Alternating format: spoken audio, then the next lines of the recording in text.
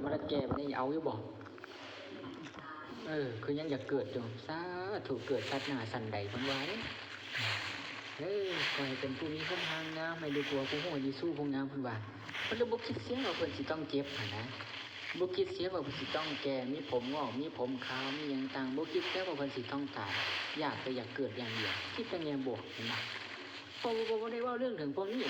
คันเว้าเรื่องความแก่โอ้ยจะสิเว้าแม่ว่าซั่นคันว่าอ้ายลุงว่าซั่นโอ้โหยิ้มมีความสุขนะผมขาวบนหัวแล้วนะมีความสุขเขาเอิ้นอ้ายเพิ่น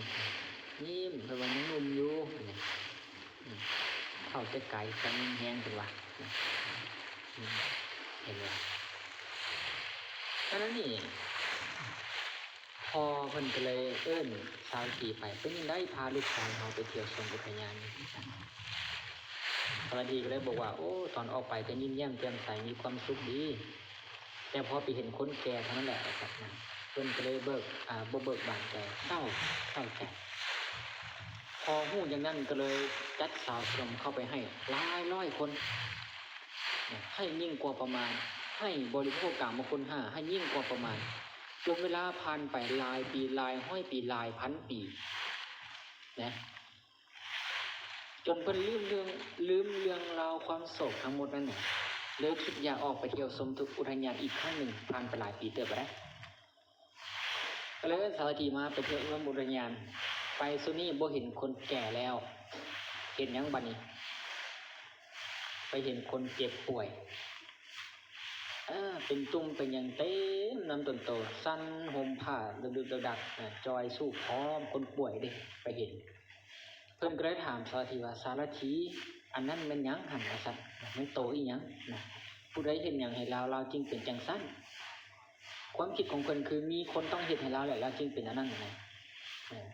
สารถีก็ได้บอกว่าข้าแต่พระองค์คนเจ็บตัวหั่นซะน้อยว่าซั่นที่บ่คนเจ็บเป็นหยังจึงต้องเจ็บเพิ่นถามทุกคนที่เกิดมาแล้ว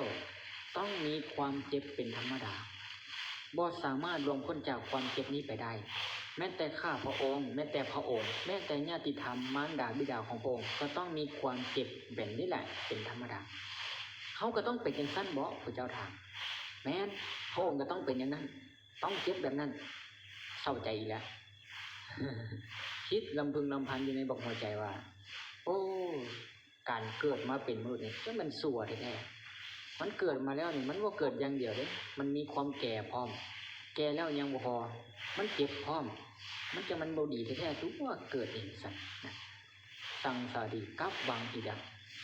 บ่มีความสุขอีกแล้วนั่นเฮายังอยากเกิดอีกอยู่ได้ไดเห็นป่ะ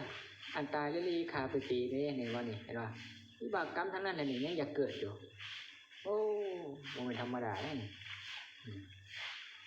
คันว่าเรื่องความแก่เรื่องความเจ็บเรื่องความตายมานี่โอ้จะเป็นเพิ่นบ่มัก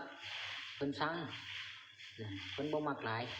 คันว่าโอ้ให้หาอายุยืนเด้อให้เป็นคนงามอย่างซี่โอ้มักหลายมักคนขี้ตัว